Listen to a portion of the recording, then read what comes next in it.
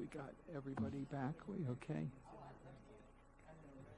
Good afternoon, ladies and gentlemen. At this time, I'd like to call our meeting to order and let the record show that all 6 board members are still here. So at this time, we'd like to ask Ms. Wanda Paul to please lead us in the pledge.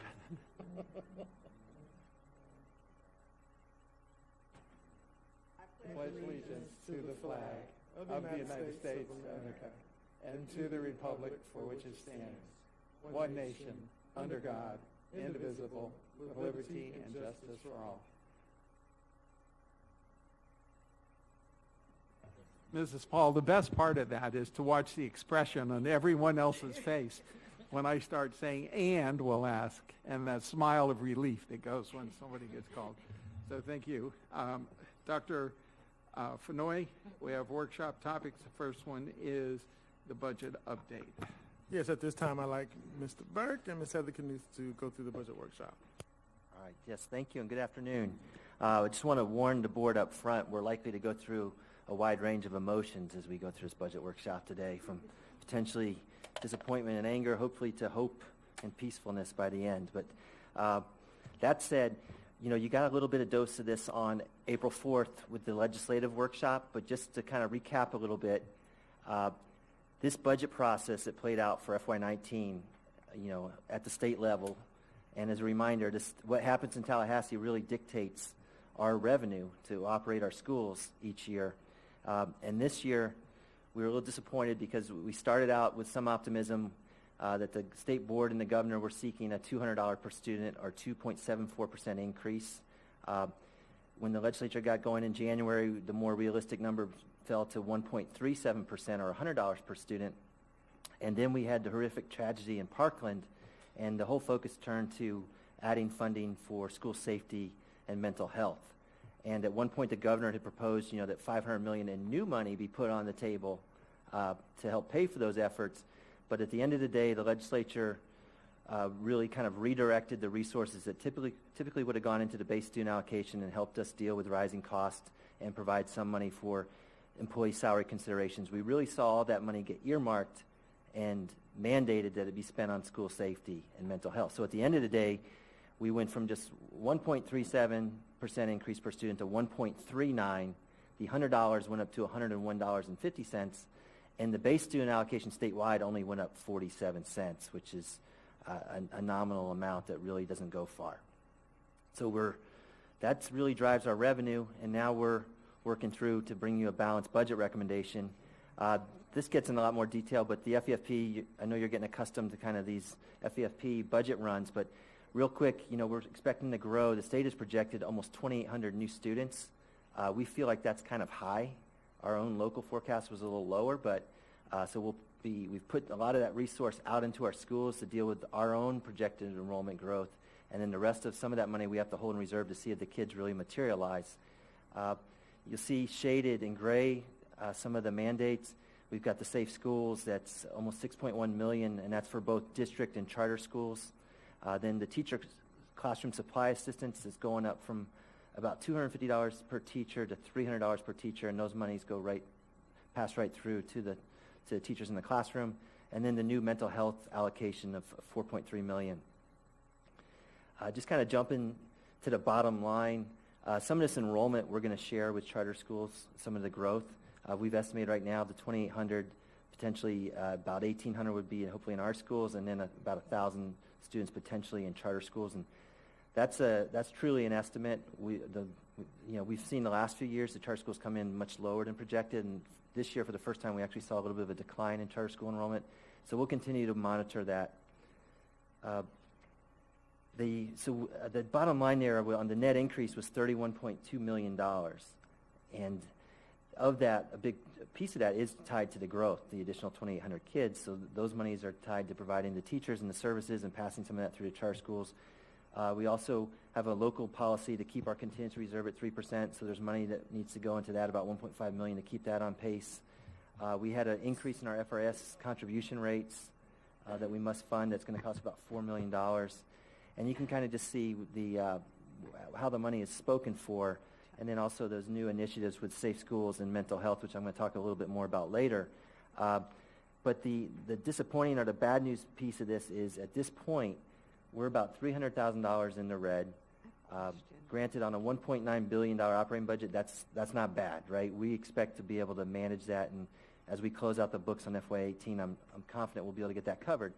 But the more troubling piece is at this point, there's no money set aside for employee salary increases for next year's consideration. And I know that's one of the board's budget priorities that we identified early on in this process back in December. And we're struggling to make good on that with the money, the very limited revenue we got out of Tallahassee. Mr. Burke, I think Mrs. Brill has a question. Oh, I'm sorry. I was Thank getting you. carried away. Well, first thing I want to ask is if you would please slow down, because this is really important information, and you're going so fast that my brain's not keeping up. Just going back to that first slide, maybe I missed something because you're going fast. I don't understand the column heads. I don't want to sound like an idiot, but what is this 2018 to 19 conference? I mean, what? Oh, okay, sure. I don't understand what, and the conference increase, decrease, so I'm sorry, but... Oh, okay, yeah. No, you my lost apology. me. Let me explain that. So our funding's driven through the state funding formula, the FEFP. And the FEFP is calculated throughout our school year. So the current year is the 2017-18. That third calculation, what that means is the state recalculated our funding based on the actual October FTE. And that's kind of what the third calc represents. So that's our base year. That's the current school year. And then the 18-19 conference, March 8th, what that reflects is when the Senate and the House got together and they conferenced on the budget. This is the agreement that was reached and the budget that was ultimately brought forward to the governor, and he signed on March 17th, I believe. So this is, all this data here, it takes it from the state level and it really drills down into Palm Beach. And it gives you the calculations that really drive our funding, and it starts with the unweighted FTE is basically our student enrollment. Weighted FTE is we do have some program cost factors for the ESE and the ELL students and a little bit for vocational programs. And I'll just point out real quick, you can see that base student allocation. Statewide, it's still at $4,200. It's going up just 47 cents. We do still have the benefit of the district cost differential, and so we get like a 4.3% kind of positive adjustment to that base student allocation. And so as a result for us, we're actually seeing our base student allocation here in Palm Beach County go up $2.17, which unfortunately still that doesn't go real far. And then the rest of that calculation, you basically kind of take the weighted FTE and multiply it by that base student allocation, gives you that big number of about $937 million in base revenue. And that's the revenue we have the most flexibility on. And that's, it's going to teacher salaries, employee salaries, everything within the operating budget. And then, the FEFP formula has within it some categoricals where the legislature is very specific about how much money they put behind, whether it's the ESE guarantee or SAI funding or reading or safe schools. This year, the focus was on increasing safe schools and then really creating that new categorical for mental health. So this is just kind of, some people get real interested about this calculation because if the charter schools are paying attention, they can tell by these numbers and they can kind of go back and forecast what's going to happen to their school budget. And then, Ms. Knust will not let me do a presentation without including these two pages because this is her bread and butter. But the second page of it gets into some of the other components, the class size reduction categorical funding, our lottery funding. Now, lottery funding, we get this question sometimes, where's all the lottery money? You can see it's at $9.8 million, but the vast majority of that goes to the school recognition program for schools that get an A grade or a raise their letter grade. And then we get a small amount for discretionary. And what that goes to now is our school advisory councils. They get $5 per student towards school improvement, and they hatch their own plans on how to best use those money. So the lottery funding is a small piece of our total budget, and it's really kind of earmarked too on where it's spent. The tax roll then comes into play to figure out how much of this money, when the state says they're going to fund X amount per student, then there's a split between state revenues and local taxes. In Palm Beach County, because we have a relatively high tax roll, we end up paying about 70% of our funding per student through local school taxes. And really, by and large, it doesn't benefit you really to live in a wealthy property county or a poor one, because the whole premise of the formula is to get everybody kind of to that per student amount with some adjustment for cost of living through the DCD. So that, all those calculations is really how I got to the $31 million in new money. And that carves off the piece that's expected to go to charter schools. And then we look kind of on the margin from one year to the next. Where's our rising cost? What money is earmarked, and what money must go to serve the additional students we're expecting? And that's kind of where I got to the bottom line. Once we take all those things off the table that we know about, we're basically breaking even here and slightly in the red, and it's a manageable number. The one thing I want to point out, so I shared the bad news that there's no money for potentially, it's going to be very difficult to come up with money to negotiate salary increases. The state has continued this Best and Brightest scholarship program, and this did help our teachers. There's some concerns about this program and the nature of it, but it is out there. Our teachers and a few of our principals brought home about $16 million through this program last year, and this will continue. The same rules and everything apply for the upcoming school year. So that is one thing that's out there. Now these are one-time bonuses, so they don't count towards the employee's pension benefit, and they're non-recurring. They get paid out in the spring, and that's it. We always, at this time of the year, we still got a ways to go with the budget, but we keep an eye on our enrollment projections. We'll be waiting to see which schools will be required on that low 300 list to have the extended day. And I think we shared last time that formula's changed a little bit to go to a 3-year average, which is actually a good thing, so that there should be less volatility in the schools falling on and off the list each year. And hopefully we're not just we've talked about the yo-yo effect of giving resources only to pull them away 1 year later. So that should stabilize a little bit. And the tax roll is going to be interesting. The state projected 6.4% growth. We had about 7 last year, but what we're hearing from the local property appraisers, it could be as low as 4%. So we're watching that very closely. This matrix, this chart, we've been working hard ever since the board adopted our strategic plan. Part of that is aligning our resources to support the strategic plan, and this is kind of just a overview of the changes for next year. Now, a big piece of this, where you see positive and supportive school culture and $10.3 million, that is the $9.3 million of that is the new Safe Schools money for school resource officers and the mental health component. And then on top of that, we've been able to shift about $900,000 of existing resources to add some MTS coaches in a handful of our schools. And then so there's some shifting of resources. There's the state categoricals, and this just kind of shows you how things are changing and how we're dedicating resources to support our initiatives within the strategic plan. The two biggest issues for this year, of course, are the Safe Schools allocation.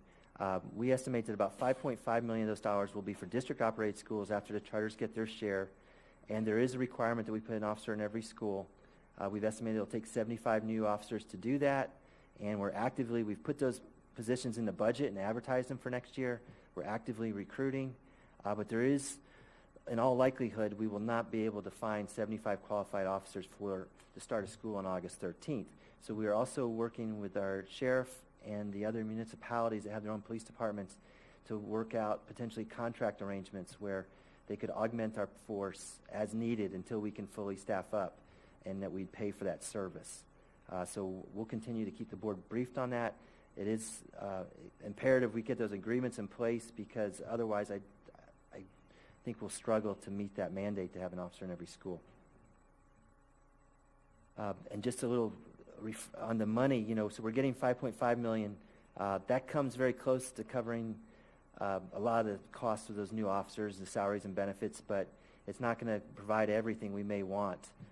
If you really look at outfitting the officer with all their equipment, and this assumes that the current starting salary, if you're going to provide a vehicle, that cost could rise to as much as $8.7 million, so over $3.2 million more than the state's providing.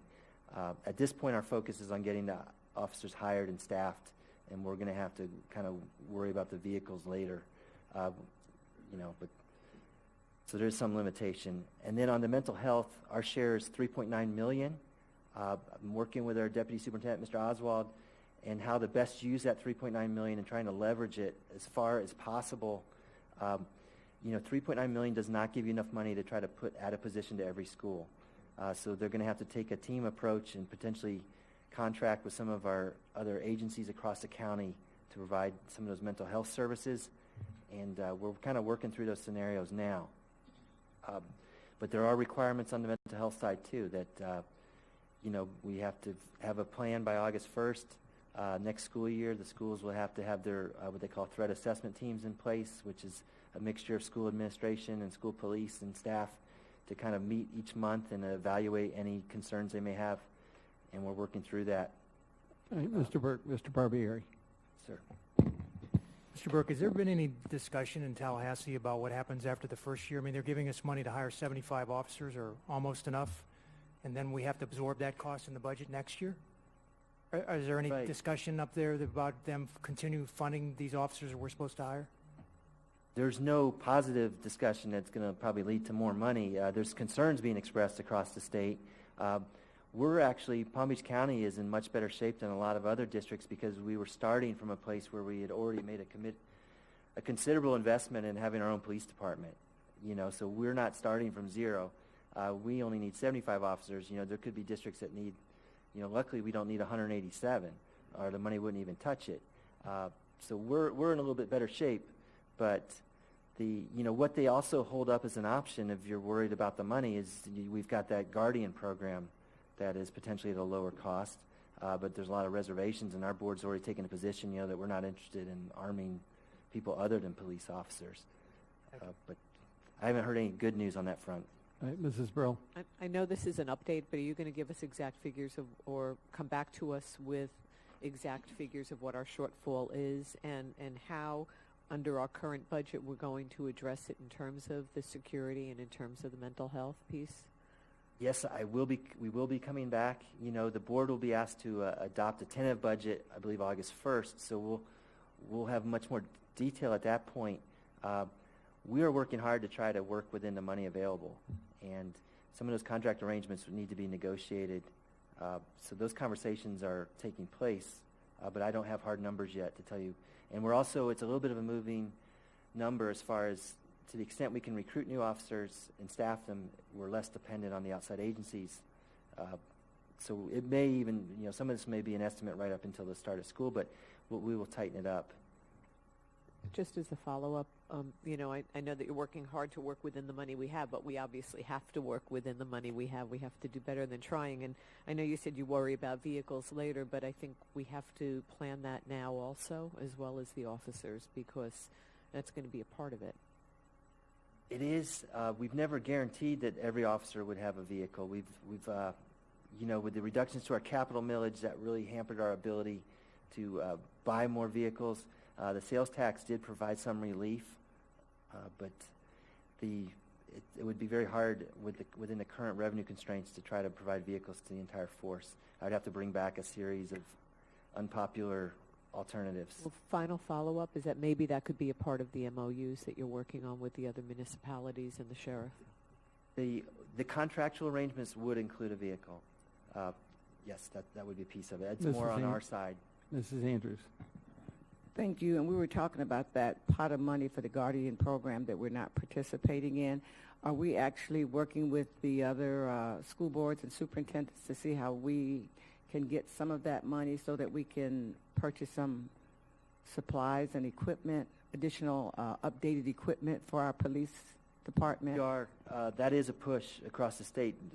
No one really expects the entire $67 million to get spent, so the superintendents have been very outspoken about, once you determine how much is left over, let's free that money up and put it into the safe schools allocation to provide more law officers or help with some of these other costs we're talking about.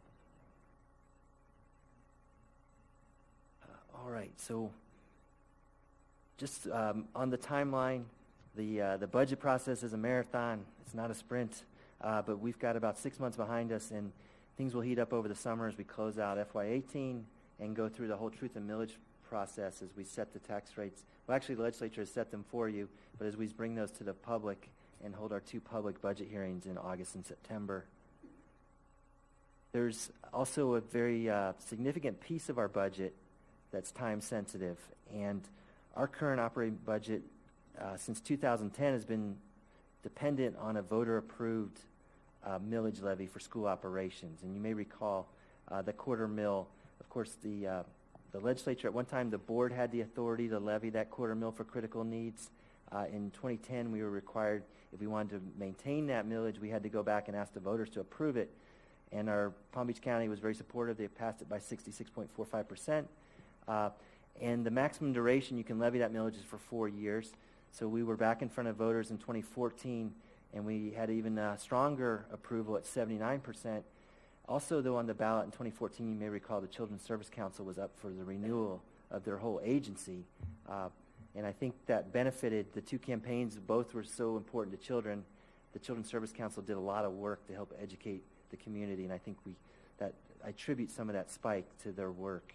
But this quarter mill is critical to us. It's 650 teachers. It's expected to generate $48 million next year, and it's imperative we get back to the voters and, at a minimum, give them an opportunity to renew that, because it supports the fine arts, the choice programs, the career and technical ed, and we know our community values that.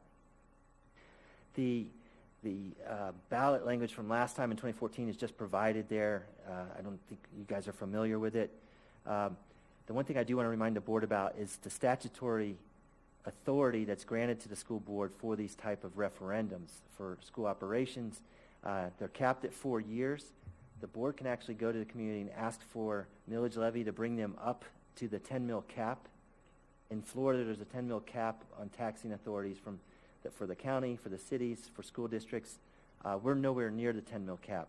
But typically what you'll see districts do, and we've seen Orange County do it, we've seen Sarasota do it for a long time. More recently, Manatee just passed one in March. They'll levy up to a full mill. They'll levy a full mill for school operations. And I think it's important as we contemplate this to look at our recent history with our taxes. I've been telling you a big driver in the state budget the last 3 years has been the insistence to roll back our school tax rate. This was led by Speaker Corcoran. We saw it play out for 3 years, and as a result, you can see in the red number there, the required local effort, the biggest component of our school taxes, has been reduced 0.925 mils. So we're almost down a mil just in these rollbacks to the RLE. That may not, 0.925, that doesn't sound like a big number to you. The way that plays out, if you were to look at restoring 0.925 mils for FY19, that would bring in about $1.7 billion statewide for education, or $178 million right here in Palm Beach County. So these little, chipping away at the millage has a dramatic impact on the revenue available. Just going back a little further in history for Palm Beach, specific to our tax rates here, when the quarter mill first, when it was approved from FY12, and you can see it there on the voted operated millage, but look at our total millage levy. At that point, we were at 8.18 mils. And now in FY19, the millage rate you'll see this summer is going to be about 6.576 mils. So we're down over 1.6 mils in a relatively short period. And again, we're well below the constitutional cap. So I believe these taxes, they truly are historically low, nowhere near the 10 mil cap. And we're seeing the results of this kind of ongoing tax cuts. Governor Scott is wrapping up his 8 years as governor for Florida. I've been paying attention to some of his comments as he kind of looks back and says of all the things he's done for education. I think truly the best measure of that is to look at how has our funding per student truly changed since he took office to when he will wrap up here for FY19. And the total increase on a per student basis was 7.37%, but that's over 8 years. So it's less than 1% a year. And then also you got to think when Governor Scott came in 2000, January of 2011, so his first budget was really FY12, we were in the height of the recession. So this growth is even from a very depressed point. If I go further back to pre-recession numbers, we've only grown 1.4% over a 10-year plus span. And our rank has fallen from 39th in the country to 42nd as of FY15. Now his legacy will really not be cemented until we have the national comparison for FY19, but I suspect Florida may fall closer to the bottom. And I just mentioned this, so yeah, Florida 42nd in the country as of FY15. We're the national average is $11,392. We're about 22% shy of that at $8,800. That $2,500 per student, shy of the national average, equates to $482 million a year. So it is a concern for Florida and the direction we're headed. And then inflation has played a part too. This chart goes back to pre-recession. The state was at $7,306 per student. For the school year we just finished, we got to $7,296. You would need to be at $8,137 to truly cover the cost of inflation over that 10-year span. And for next year, the funding is going to be about $7,400 per student for FY19. So we'll finally get back above where we were 10 years ago, but we're going to be nowhere close to dealing with inflation. And that's why we're in this kind of perennial struggle to balance our budget and to provide meaningful salary increases to our employees. Teacher salaries in Florida are 36 in the country, so that's doing a little better. I think that shows the efforts of Florida school boards to prioritize teacher salaries despite funding at the 42nd rank. But if you look at our teachers, they're earning on average just under $49,000, and that's all based on teachers that have an average of 11 years of experience. And the national average is $57,379. So they're about 15% off the national average, or nearly $8,400 per teacher, which is considerable. All right, so the big decision that will be coming before the board is if there is an interest, we do have this ability to go to the voters and seek additional millage levy. The quarter mill, as I mentioned, will provide $48 million next year. This next window on the millage levy, while we have to go to voters in 2018, it really impacts your board starting a year from now, really, FY20 through FY23 for that 4-year window. At that point, for FY20, a quarter mill is expected to generate $50.8 million. So that will continue to fund all our fine arts teachers, and our choice may even allow us to add a few more.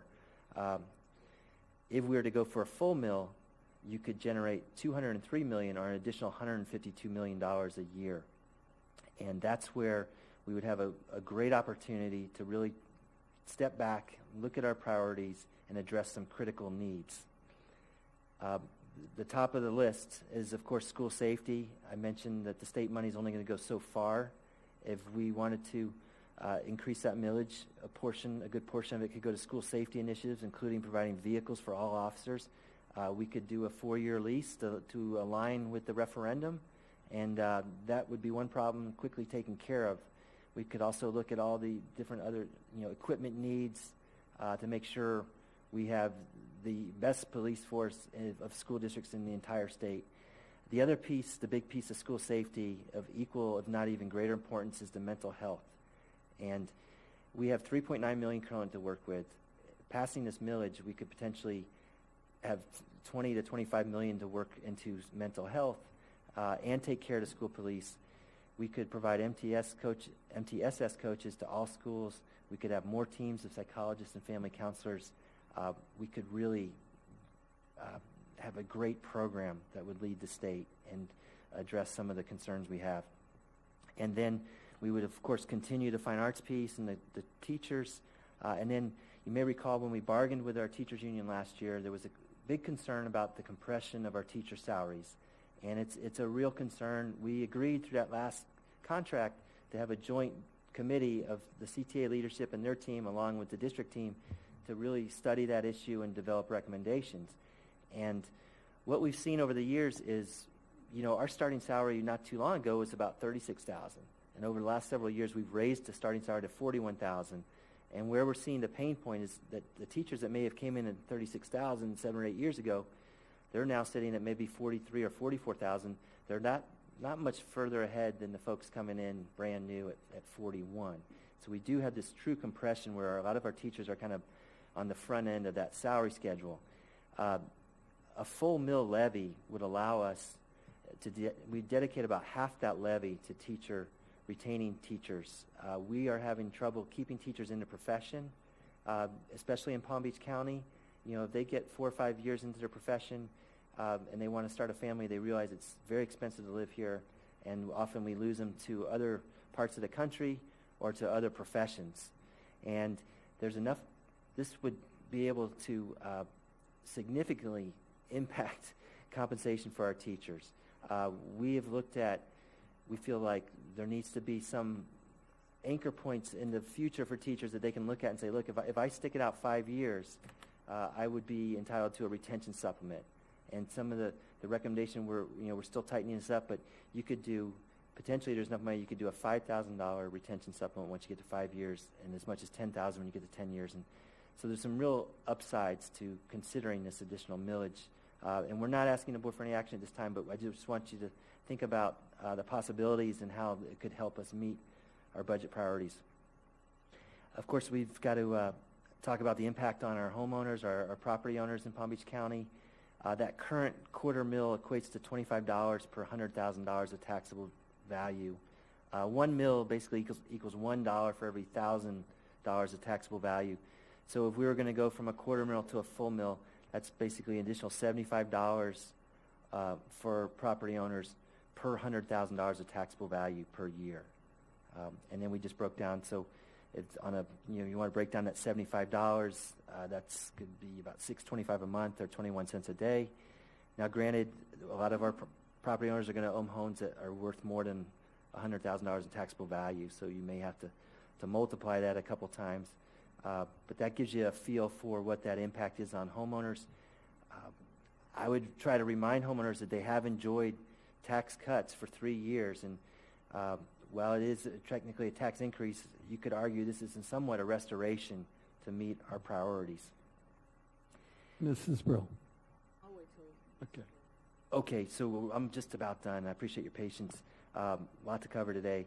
But the timeline to bring our question, and we've always gone to the voters in November as part of the general election, and that's preferred in many circles because the good side of that is you're giving as many members of the public a chance to vote on it, because that's typically when you get the biggest turnout. So that timeline looks like we would come back to the board on June 20th with a recommendation to either continue the quarter mill or to go for more, along with a spending plan. And that decision would be on June 20th. Then there's a requirement that any ballot initiative must pass through the county commission. So we would be on their July 10th agenda to get their approval to place it on the ballot.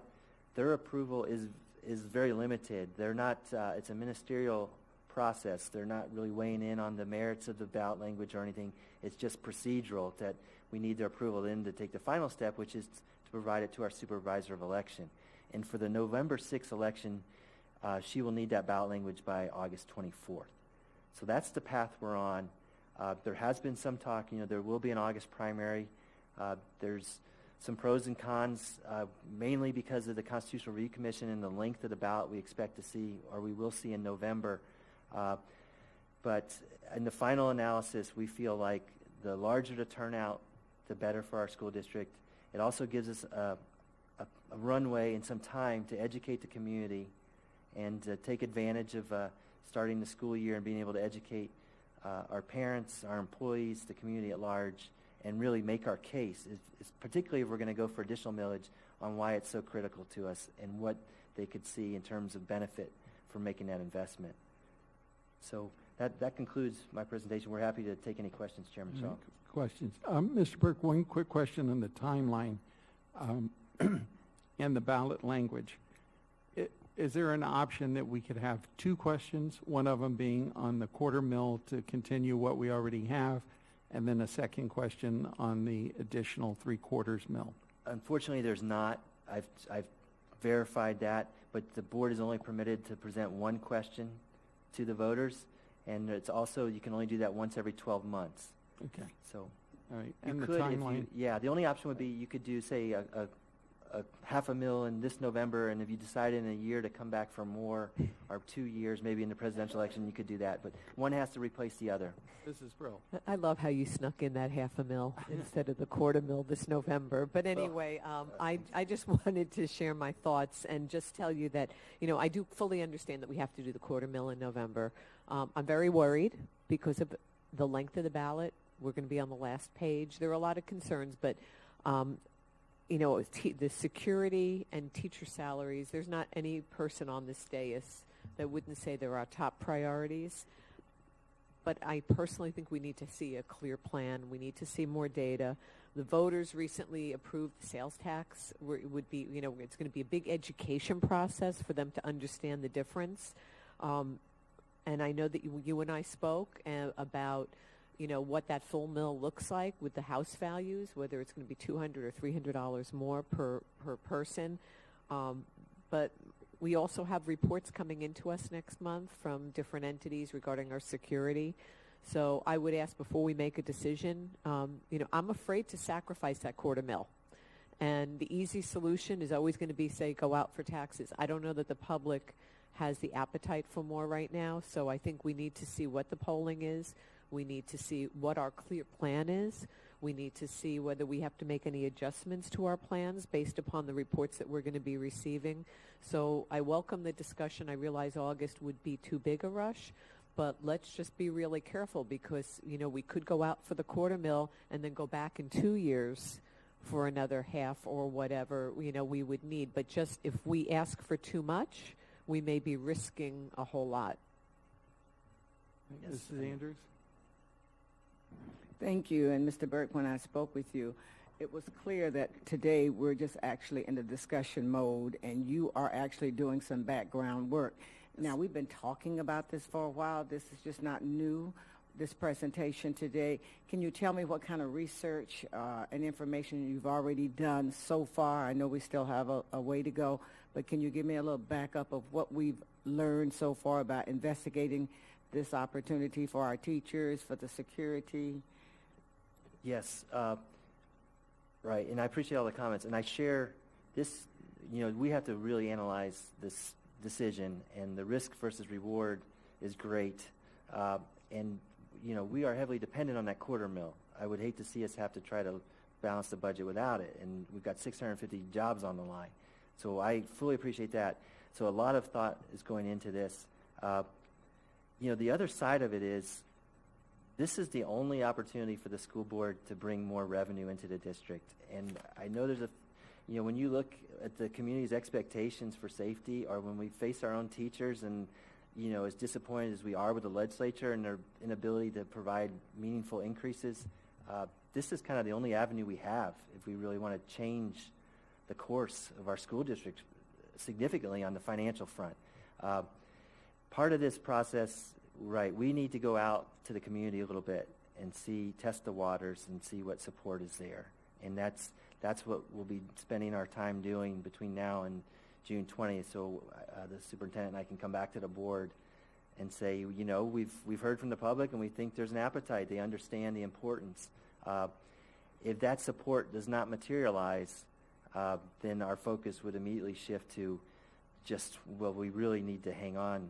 Please at least continue the $250,000 for the fine arts. I don't think anybody would want to live through those budget cuts. And those teachers are having a huge impact on our students. The whole reason we're in this, we made the decision back in 2010 to safeguard the fine arts programs and art, music, and PE and choice, because we were watching districts around the state deal with the recession and cut those programs. So I think it was a wise thing to do, to say, look, we're going to dedicate this millage to making sure that we don't find ourselves in that position. But with that, we have this every 4-year requirement to go back and get that continued. So it's a big decision. I fully appreciate it. It's been on the top of my mind for many months, and we're continuing to work through it. Mrs. Andrews? And just to follow up, we know we're not going to get any more money at this point in time from the Marjorie Stoneman Douglas Act. I mean, that has not been declared as recurring. So there's one other pot for campus hardening on the facility side. There was a one-time allocation of $99 million statewide. We are going through all the process of applying. It's basically a grant, and we have to do an assessment of each school facility by August 1st, and then we're eligible to apply, and we will be doing that. Ms. Brill mentioned the sales tax. That's an excellent point. We need to remind people the sales tax was for strictly infrastructure and capital budget needs. It has nothing to do with operations. This is all about operations and running our schools. The sales tax was also in response to another kind of failure by the legislature when they cut our local authority from 2 mills to 1.5 mills in 2008 and 2009 and never did anything to restore it. We accumulated, you recall, $900 million in deferred maintenance. So we finally got again to the breaking point where we said, look, the only way to fix this is to turn to our local community. And Palm Beach County has a good track record of supporting our schools, and I'm hopeful the community will kind of rise to the challenge again. Just the last follow-up question, Mr. Shaw. It's really important that we contemplate this. I think it's truly critical that we get the quarter for our art, music, PE, and so on. But we've got to do the other piece. I mean, this security issue is a real issue. The money that we have received from the governor and legislature, we're thankful for that, but that's not going to meet our needs. We already know that. And when we're talking about recruiting and retaining teachers and teacher salaries, and we have no money at this point in time, we've got to do something immediately. So my suggestion right now to this board is to make sure that while we're contemplating, we know we have to go this route, that we start looking at some polling. We begin to look at people who can begin to help us develop a plan of action. And certainly there is a need out there, but I would like to see you come forth with some real concrete information on how we can take our next steps, because it's really important to educate the public, and we've done pretty well in the past and doing it ourselves with some additional help. But I see moving this next level, everybody in this building, everybody everywhere will have to do some additional work to make this sail, because it truly is for our children, our teachers, and the safety of our schools. So are you ready, everybody ready to kind of take this step? I think it's going to happen, but I don't want to wait for another month's board meeting or another weeks and weeks and weeks without you coming back and telling us what the atmosphere is out there. Absolutely. The work is underway, and with the board's calendar and with graduations, we may have to do some of that through individual meetings and updates through the superintendent, but we will make sure to keep you aware. Mrs. Brill. Thank you. And just as a follow-up, I mean, I know you are doing polling, so, which is important for us to hear. So hopefully you'll be able to come back and, as you said, let us know if the polling looks good for an increase or if we have to stay with the quarter mill, because as you said, we don't want to take a chance on losing that quarter mill. We have these other needs, but we've got to make sure before we take that step that we're not going to be basically throwing the baby out with the bathwater, as they say, if we move too quickly on something that the public doesn't have an appetite for. Understood. Any other questions? Mr. Barbieri. Yeah, thank you, Mr. Burke. I agree with Mrs. Andrews and Mrs. Brill. I had the opportunity recently to speak to the Greater Boca Raton Chamber of Commerce Board, and there was probably 40 or 50 business people in the room, and I told them how we hire, 1,000, 1,200 teachers every year, how we lose 50% of them the first 5 years, basically because we can't pay them enough to stay here. And I got a couple comments afterwards about why don't we pay our teachers more money, and I tried to explain to them. So there's really I know you guys are going to be addressing the Economic Council next week, but I think it's wider than that. I mean, there's a lot of business people in the county that don't understand, that don't have any information or knowledge that we do have to hire 1,000 teachers a year, and we are having difficulty finding qualified teachers, and that we don't pay them not because we don't want to, it's because we don't have the money to pay them. And then, in all the schools I've been visiting, because the PTA's been inviting me to come, and of course the parents are there all concerned about security, and the question keeps coming, why can't you do this, and why can't you do that, and why can't we have more, psychologists in the schools and more mental health? And the question always comes down to, and my answer is because we just don't have the money. So, I mean, there's a lot of demand out there, and I think we just need to make sure, as my colleague said, that we tell the story, that they understand that, that we just don't have the funds to do everything that we need to do to make sure that we can keep quality teachers, that we can get the mental health issues under control, which has made, obviously, international news about mental health failings and how we haven't caught kids that are people that do these terrible things. So, I think we need to make sure that we tell a good story and we do it as quickly as possible, and that we get all the facts out there. And especially we're going to need the business community support on this, because I'm sure we can get teachers and parents to vote, but we need to get the business community behind us. So it's important that you get that story out to all, and maybe you should meet with each one of the chambers and proactively go out and try and find all the different business groups in the county and speak to every single one of them. Absolutely. I'll meet with anybody who will listen. I feel really strongly about this. One other thing I didn't mention, but I think it's relevant, is the Constitutional Review Commission has 13 ballot questions. One of those questions proposes that any future tax increase requires a 2/3 supermajority approval of the Senate, both the Senate and the House. So what that means, we've just gone through 3 years of no tax increases for school taxes. They basically, when you roll back the tax rate each year, that means you're capping the local contribution to education across this whole state at the same amount of money you had 3 years ago on a dollar-for-dollar basis. If that amendment passes, the odds are we will never see the local contribution grow into the foreseeable future. And to me, it's dangerous for this state to think that that's just going to put pressure then on the state revenue to fill that void. And what I've seen for the last several years is they don't worry about really filling the void. We just get less and less. And the mandates and the expectation for more services continues to grow. So I really hope we can educate our community and that they'll see the benefits of, we may not want to end up like the rest of the state. If we want Palm Beach to truly continue, I think we have a good track record of kind of outperforming a lot of parts of the state, but you can only, you need money to do that work. And Florida needs to be careful because we're heading down a pretty dark road. Dr. Robinson? Thank you. So when you said MTSS coaching almost in every school, I know you said that to just suck me into agreeing with Mr. Oswald tipped me off a little bit, and Dr. Fenoy, but I've been paying attention too. And I must say, it worked, okay? I mean, but, and with this additional information about what's potentially on the ballot, requiring this 2/3 from Tallahassee, that adds some urgency to it for me. But I think that in addition to the business community, we need to market ourselves to like John Q. Public, right? And I think that part of that has to be, the magic word is transparency, but I think we have to show that we are not wasting money, right? Everybody thinks that there's something there that could be cut that's essentially non-functional that we could just cut and use that money to do these other things. I don't know what those things are, honestly.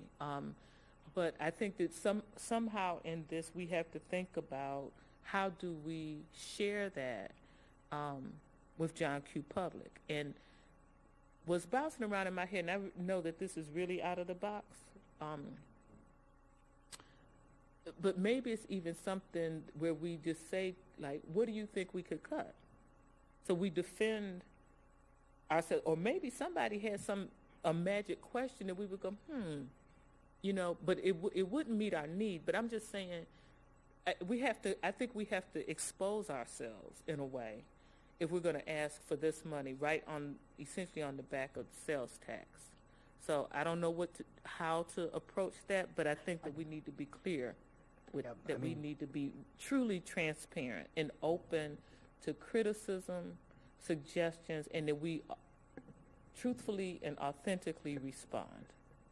I agree, and I welcome that. And just real quick, I would offer people this if they're watching. I mean, our operating budget is 80% people, salaries and benefits.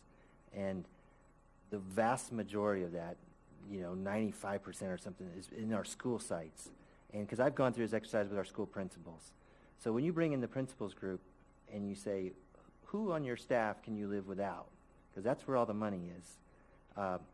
There's no good answer, And a lot of those people are now required to be there for class size reduction requirements. If we want to continue to be accredited, we need to have media specialists and things like that. And we already know our counselors are spread too thin. So I'm confident we can have that level of transparency. I don't think we're going to have the magic question that says, hey, we just found, just to come up with a 1% raise, we need to find $10 million. That's a big chunk of people. And You know, I think we've got a lot of hardworking employees. You know, the big support departments are transportation and maintenance.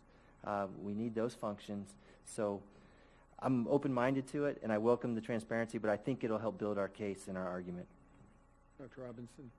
So along that line, I think also remember that people tend to frequently ask if we're top-heavy, right? Do we have too many people in this building or in other administrative positions? And I think as part of that marketing, we start doing comparing some metrics. You mentioned, for example, the guidance counselors, and we could say we have however many students per guidance counselor now. The recommendation is this: we are not wasting money there, right? Right. And so, and generally speaking, people seem to think that we're wasting money in people in particular positions. And so I just think that we need to address that. I'm confident that we're not. I want more people Right. in specific places, but I think that we need to explain that, and to whatever degree we can find metrics, Okay. maybe from Council of Great City Schools, of course, but to whatever degree we can find metrics to compare, so they know we're really not, we're not top heavy. Maybe we compare the number of people in our, I personally think our curriculum department is short staffed, so maybe we compare the number of people per 10,000 students in our curriculum department to other districts. But I'm saying show the metrics to show that we are not, we don't have this people walking around with clipboards and drinking coffee and doing nothing. Yeah. Sanders? Yes, thank you for that. We'll do that. Thank you, and I think the transparency is really critical, but we've done a great job as we've spent the monies that the public has entrusted with us for our needs, art, music, and PE, the penny sales tax, all the kinds of things that the public has entrusted us with, we've done a good job. We've got to find a way to have a flow chart to show almost every referendum we've had here in Palm Beach County over the years and how well we've done with each. And certainly with the last penny, the penny sales tax, we can kind of talk about that right now because that's fluid, and we're working that through as we speak, as well as where we're going with this money that the governor has given us. But I continue to think that we are going to have to get out of the box because we've been able to get this done with the public, with many of our administrators and our business people and so on. But we're going to have a cadre of people at every level, maybe an administrator in a group, as well as a teacher, a custodian, a bus driver. We can train people to go out and spread that message. And that's why I'm saying within 6 months, we've got a lot of work to do to get our people ready to go sell the message to the public. And I think when the public sees different people, Mr. Burke, I do believe in you, and you've been able to kind of keep us straight with what we're doing financially.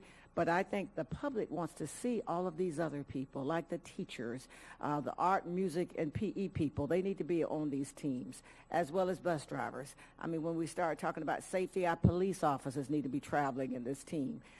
Teams that will go to different locations. We're a big county, and we're going to have to be on the road in the evenings. You may not be able to go home every day for the next few months as we work through this process, because all of us will have a role to play, not just the administrative handle from this building or the principals. All of us need to get out there. Just putting the signs out this time around and doing a few visits, it's not going to work. We've got to think of a way to market ourselves with our human resources, too, in every corner of the Palm Beach County School District. I think people will see it and notice when all kinds of people are out there. Right. Any other questions? If not, thank you, Mr. Burke. Thank you all. You said any final comments you need to make? No, sir, I think we covered it. We'll be back in touch real soon. Right. Okay, we have two discussion items. First one